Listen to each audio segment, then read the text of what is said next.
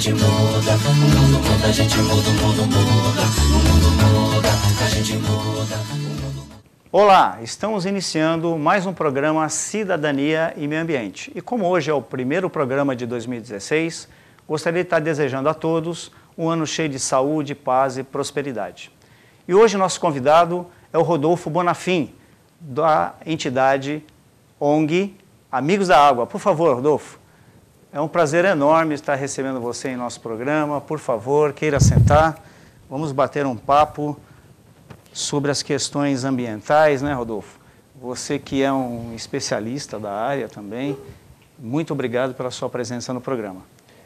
Bom, em nome do Amigos da Água, nós que agradecemos a participação, né, de estar aqui no seu programa, que é um programa que tem um diferencial, um público diferente, um público que opina bastante, que usa bastante senso crítico, enfim, um público que pensa. Exato, a gente pretende sempre estar passando informações com conteúdo para toda a sociedade, que a gente possa elevar a sociedade com esse conteúdo que os nossos convidados nos brindam aqui, todas as quintas-feiras, às 21 horas. Mas, Rodolfo, você que é um especialista nessa área de clima também, né? Além de engenheiro, né, Rodolfo? Até você é engenheiro, é climatologista, você tem uma série de especialidades que você vem desenvolvendo ao longo da sua vida profissional, né? Na verdade, eu procuro extrair, né, o melhor assim das minhas formações, né, e direcionar naquilo que hoje eu estou trabalhando, o objetivo, o foco, né, que é o meio ambiente. Né, e o clima e a água tem tudo a ver. É uma associação que a gente faz uma simbiose. Muitas pessoas já perguntaram, por que o clima tem a ver com a água, defender amigos da água? Mas aí que está o negócio. O clima, né, a atmosfera da Terra, é basicamente o quê? Água. Nós temos vapor de água na atmosfera. Sim. Esse vapor de água que se transforma na chuva. Né? Todos os fenômenos meteorológicos envolvem água. Uhum. Então, o clima, em outras palavras, é exatamente a produção da água. Quer dizer, na verdade, a água existe há milhões de anos, desde que o planeta foi formado, e nunca essa água foi alterada na sua quantidade, né? Exato. As informações que nós temos, até o presente momento, que as pessoas chegam, abrem a torneira, vem a água saindo todo dia de manhã, lava o seu rosto, ou bebe seu copo d'água e tal, acha que a água se renova. Mas a água é a mesma, né, Rodolfo? Basicamente é a mesma, né? Agora, tem as perdas, basicamente, por causa, muitas vezes, da poluição. Né? Uhum. Nem tanto pela secura. No caso do nosso país aqui, é o mau gerenciamento, né? A falta de conscientização, ainda infelizmente, boa parte da população, e essa falta de gerenciamento, através também da poluição, que gera geralmente uma escassez. Né? Uhum. Assim, acho que o uso indiscriminado de defensivos agrícolas, né? Processos industriais que poluem aí os nossos rios e infelizmente acabam desaguando no mar, tem trazido aí malefícios enormes ao planeta, né? E as consequências de tudo que aconteceu nesses últimos 2 séculos, mas basicamente, principalmente no século XX, hoje a gente já sente, né? Mas eu queria te perguntar, Rodolfo, você como especialista, pudesse estar esclarecendo aqui para todos nós a diferença entre clima e tempo. Perfeito, a pergunta é muito oportuna, né? Às vezes a gente confunde no dia a dia, assim como calor e temperatura, né? Calor Exato. E temperatura é um negócio que a gente fala, está muito quente, estou com calor. Na verdade, o certo seria falar, estou com a temperatura alta. Mas é claro que numa roda de amigos você não vai chegar e dizer, estou com uma temperatura alta, as pessoas temperatura podem entender baixa. Errado, né? Exatamente, estou com muito calor. O calor, na verdade, é uma energia, uma forma de energia, a temperatura é o estado de agitação térmica das moléculas. Quanto mais as moléculas dos corpos estão mais agitadas, se movimentam mais calor vai gerar. E ao contrário, quanto menos agitadas, menos calor gera. E no caso do clima e do tempo, né, o tempo é o que acontece no dia a dia. Né? Tempo é o diário. E o clima não, o clima é uma sucessão de eventos que acontecem durante anos a fio. Então, por exemplo, para você caracterizar o clima de uma região, por exemplo, Santos, clima tropical de transição. Por que tropical de transição? Porque durante 30 anos foram coletados dados, né, dados como temperatura, velocidade do vento, umidade relativa do ar, pressão atmosférica, para que se formasse depois uma média. Certo. Uma média desses valores que se encaixa em uma classificação de clima, uma classificação mundial. Então, por exemplo, Santos é um clima tropical de transição, porque nós estamos muito próximos do sul do Brasil, né, região sul, A gente tem muitas invasões da frente polar durante no inverno, né? Então nós temos aqui frio nesse clima tropical. Então é um clima de transição, ou seja, nós temos várias massas de ar atuando, sejam tropicais ou subtropicais. Você, Rodolfo, acompanha o que o Instituto Nacional de Pesquisas Espaciais tem produzido ao longo do tempo de conhecimento? Qual é a sua relação com o INPE? Então, Nelson, o INPE é a referência, né? Aqui no Brasil, nosso seria o NOAA, né? Nos Estados Unidos tem a NASA, né? Que é dedicada ao espaço, né? E o NOAA, que é a Administração Nacional Americana, que lida com a parte de clima e também oceanografia, né? Certo. Então, o INPE seria o NOAA, ou a NASA brasileira, através também do programa espacial, né? Então, a gente procura realmente ter ele como referência. Certo. Né? Mas não só ele, né, Nelson? Existem vários organismos internacionais. Infelizmente, o Brasil é um país que não está independente dos organismos internacionais, porque nós dependemos dos satélites. E a grande maioria dos satélites meteorológicos são internacionais. Perfeito. Então, na verdade, quando a gente faz uma previsão de tempo, uma previsão climática, está baseado nesses satélites internacionais, que, por exemplo, existe um satélite que, logicamente, passa por Santos, passa pela Baixada Santista e faz fotos. Faz um trabalho de sensoriamento remoto e dali a gente extrai informações. E o INPE se serve disso. Então nós temos uma espécie de locação de informações de satélite para o nosso país, né? Com certeza. A gente é muito dependente de lá de fora, né? Tanto é que, inclusive, aquele furacão Catarina, Sim. é o primeiro furacão do Brasil, né? Em águas brasileiras, inclusive do Atlântico Sul, né? Antigamente os livros de geografia, até os anos 80, eram taxativos, não existe furacão no Atlântico Sul, até que aconteceu Catarina. E aqui a comunidade científica brasileira ficou cética até o final, mas quem deu o laudo, quem fez as primeiras imagens, foi lá, a NASA e o NOAA, e que classificaram esse evento Catarina como furacão Catarina. Entendo. Mas ainda falando sobre o INPE, ele subsidia, quer dizer, todas as pessoas que são relacionadas a essa área de conhecimento, eles dão essas informações? Como é que é esse relacionamento? Assim, bom, até por curiosidade, né? Claro, o INPE, como é um organismo federal, né? É um órgão federal, ele disponibiliza na internet, principalmente, informações que estão de acesso ao público, claro, né? Mas para as organizações, de uma forma geral, como a ONG Amigos da Água e outras ONGs que têm interesse nesse... Sim, nós fazemos um cadastro, né? Um cadastro de entidades, assim como empresas também fazem, né? Não só no INPE também, mas, por exemplo, existe o IPMET, o Instituto de Pesquisas Meteorológicas da Unesp de Bauru, que também faz cadastro de empresas e entidades não governamentais, né? Ele também, o IPMET, é um organismo que trabalha em parceria com o INPE. Então, todas as organizações que têm interesse em promover um cadastro junto a essas instituições também podem receber essas informações. Claro. Agora, é bom deixar claro que qualquer um de nós, né, pode chegar, pode baixar imagens de satélite do INPE. Só que, é claro, as imagens têm limitação. Elas não têm alta resolução. Para você ter acesso à alta resolução, você teria que pagar alguma coisa aí. Entendi. Né?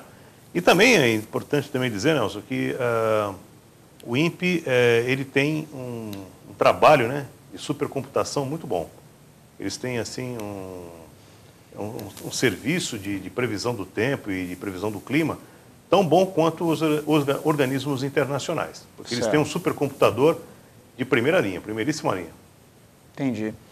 Então, apesar dessa dependência nossa, nós podemos confiar nessas informações que são passadas para nós, porque não há interesse nenhum político por parte de outros países em relação a esse tipo de informação, porque, na verdade, é o interesse de proteger a população nas mais variadas partes do mundo para subsidiar e dar informações em relação a furacões e qualquer outro evento que possa ocasionar um desastre numa sociedade, né? Não, olha, existe muitas teorias da conspiração, obviamente, né?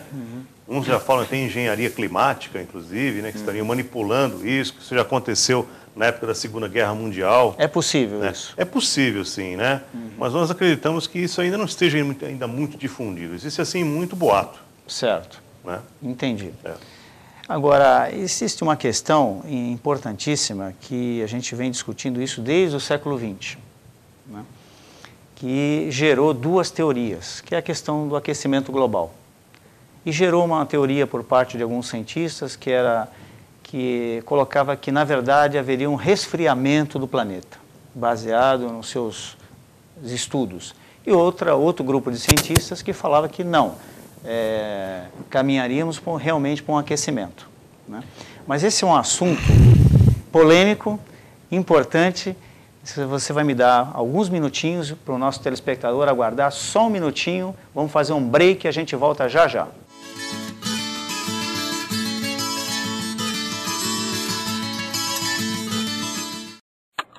A TV Com traz qualidade e interatividade para a Baixada Santista. Nos preocupamos constantemente com a qualidade de nossas produções. Por isso, investimos em equipamentos e profissionais qualificados. Nosso estúdio é, sem dúvida, um dos mais bem equipados da região. São mais de 40 metros quadrados de tecnologia. TV Com, sempre com você. Corta.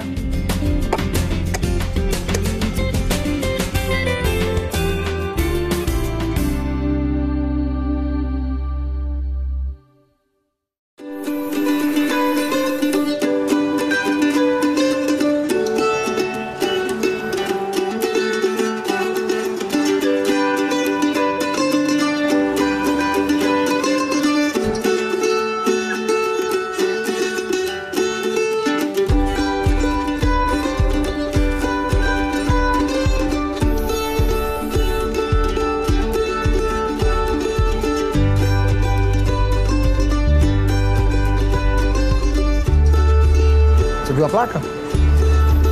Tava de proibido estacionar, tava de deficiente. Ah, de deficiente pode?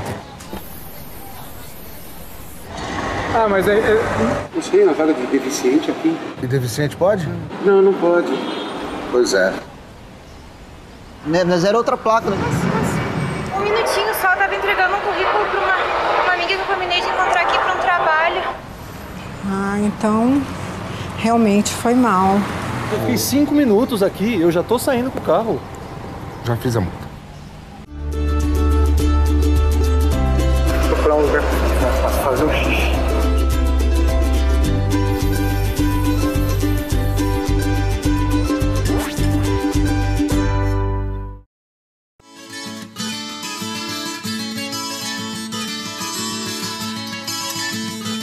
Rodolfo, voltando ao nosso assunto, mas antes eu gostaria de apresentar para você um quadro no programa dos nossos apoiadores culturais, que é a empresa Realidade Tributária. Gostaria de mostrar para os nossos telespectadores uma nova revista da empresa Realidade Tributária com importantes informações para o empresariado local. E eu queria fazer para você a entrega dessa revista, Rodolfo, um presente. Muito obrigado, viu, Nelson? Do nosso programa. Obrigado mesmo. Que nós entregamos para todos os nossos convidados e chamar a nossa amiga jornalista Fabiola Fiorentino com o quadro Os Olhos do Dono.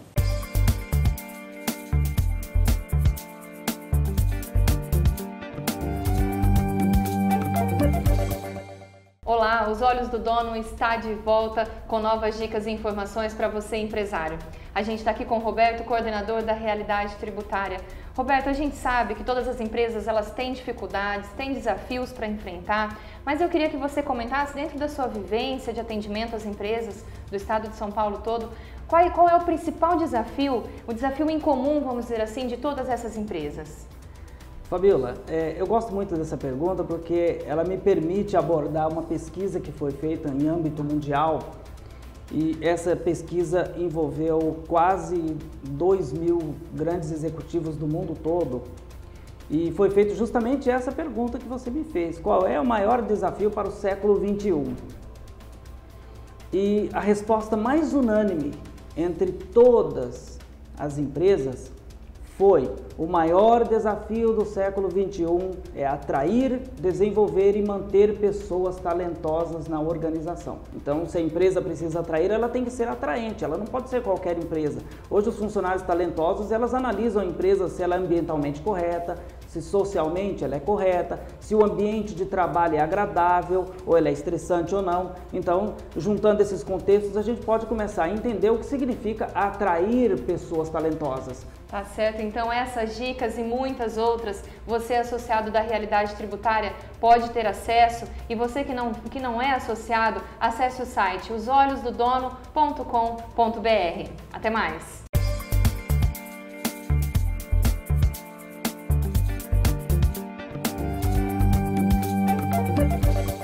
Rodolfo, voltando àquele tema do aquecimento global que a gente iniciou no primeiro bloco, então teve duas correntes internacionais de cientistas, uma que colocava o possível esfriamento do planeta e outra o aquecimento, né? Então, quais são os fatos concretos, né, que você tem conhecimento sobre as duas teses e os mitos, né, que se desenvolvem aí pelas redes sociais? Então, realmente é um tema bastante polêmico, né? Existe muita divergência aí. O aquecimento global assim, a comunidade acadêmica, a maior parte dela concorda com o aquecimento global. Existe até o painel intergovernamental de mudanças climáticas. Sim. E existe o Carlos Nobre, que é do INPE, inclusive, né?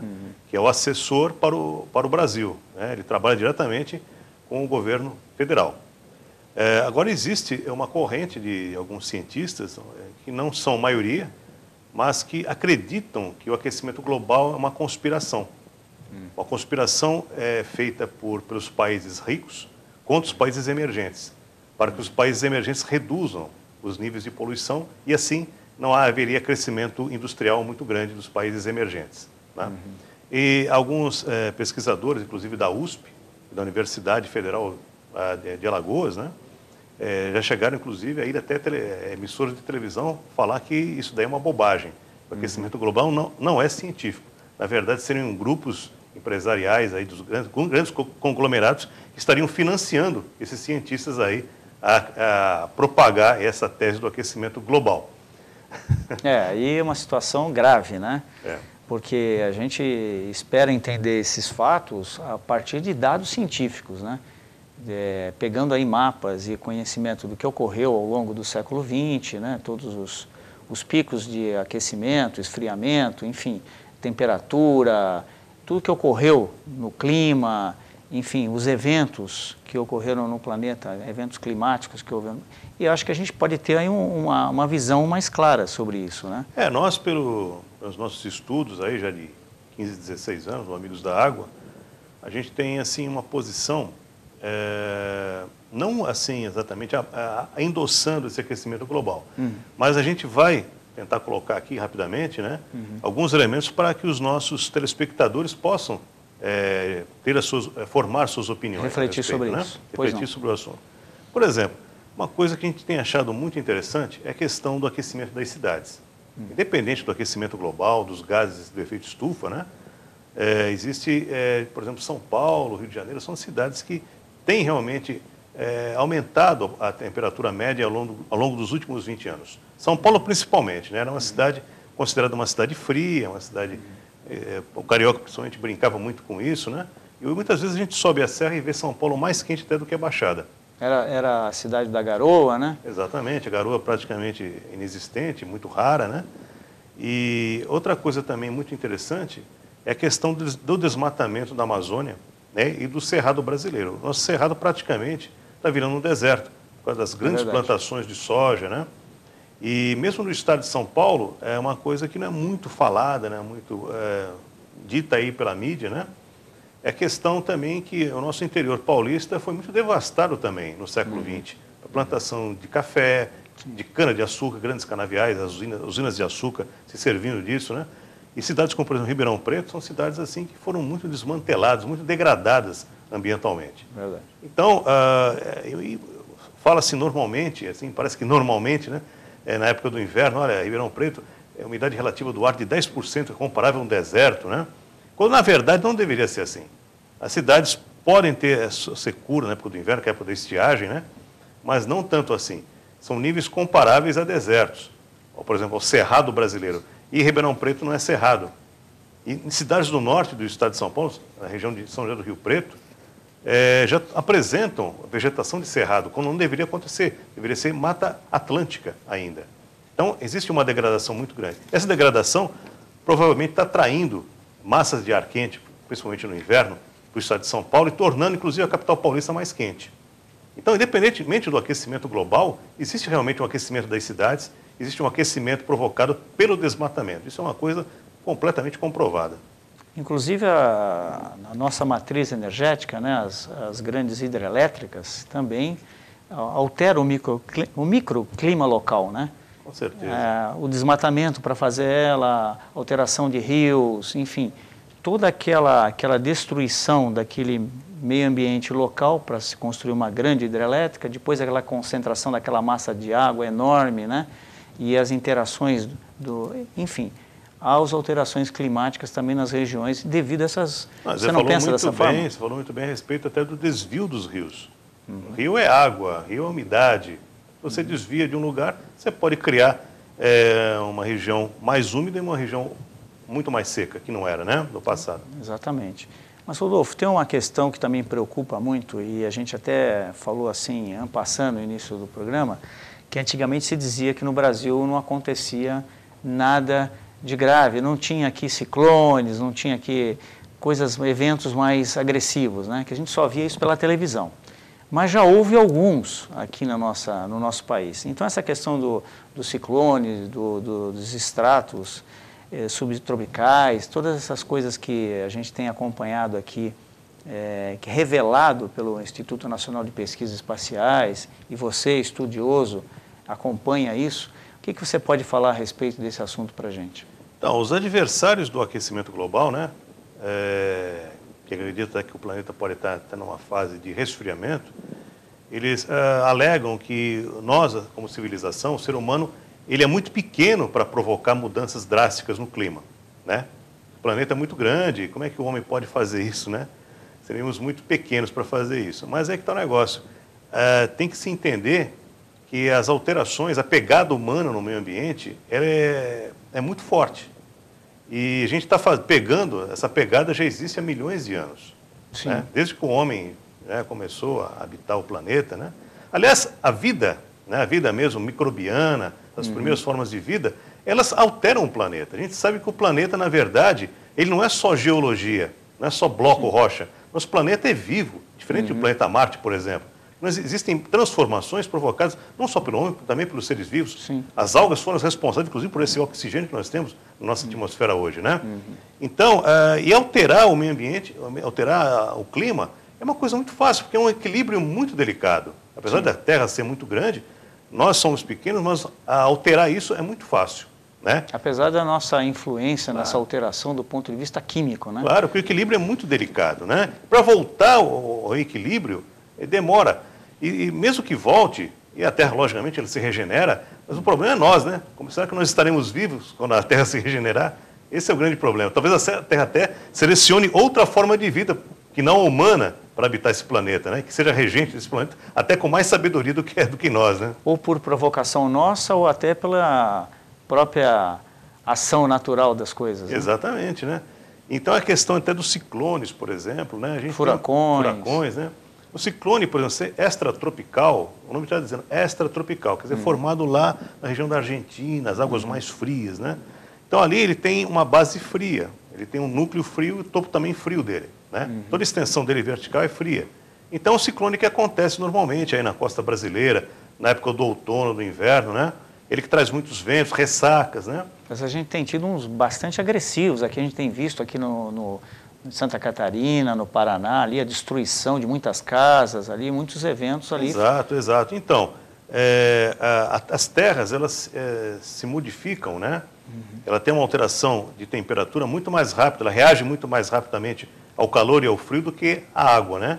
Mas a gente tem observado que desde o ano passado o Oceano Atlântico, nosso Oceano Atlântico, desde a costa lá do Uruguai até a Bahia, está com as águas mais aquecidas, além do padrão normal. Isso faz justamente com que apareçam mais áreas de baixa pressão, que são ciclones que não são extratropicais, são subtropicais.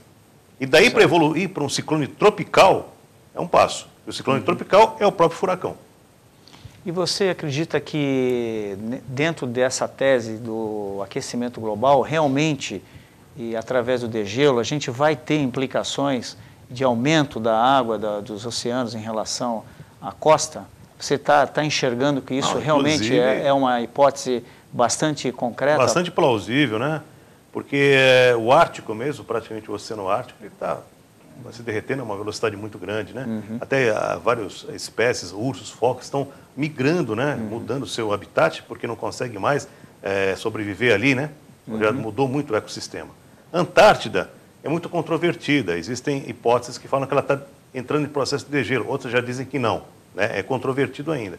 Mas é bom que se diga também que o aquecimento global ele não atinge todas as regiões do mundo de uma forma igual. Uniforme, né? É diferente isso, né? Então, os adversários do aquecimento global se baseiam nisso. A Antártida ela não está derretendo e tal. Mas espera aí, mas aí existem outras regiões que estão tendo problema. Por exemplo, a região de Bali, né? O arquipélago de Bali está afundando justamente pela elevação das águas do mar.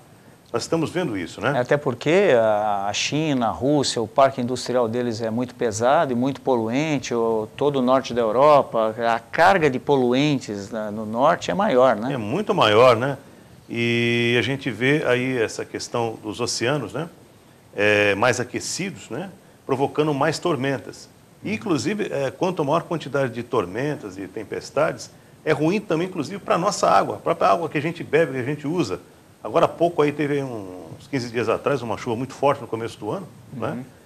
Que moveu galhos, né? Moveu detritos, sedimentos para adutoras da Sabesp. Perfeito. Teve até que cortar água aí na região de Itanhaém, Peruíbe. Então, quer dizer, e olha que nós estamos com uma quantidade de água boa na região. Tem chovido bastante. Bom, Rodolfo, esse assunto e outros importantes assuntos que você nos brinda com a sua presença vai ser objeto aí de novos convites futuros para que você possa vir aqui colaborar com o nosso programa e trazer essa informação importante a toda a nossa sociedade. Então eu queria agradecer a tua presença no programa e já deixar aí as portas abertas do programa para você. Tá bom, nós é que agradecemos o convite e agradecemos outros convites que virão por aí. Ok, obrigado. Bom, eu gostaria de agradecer a participação de todos e todas as quintas-feiras estaremos aqui às 21 horas com reprise às quartas-feiras às 10h30 da manhã. Um grande abraço a todos.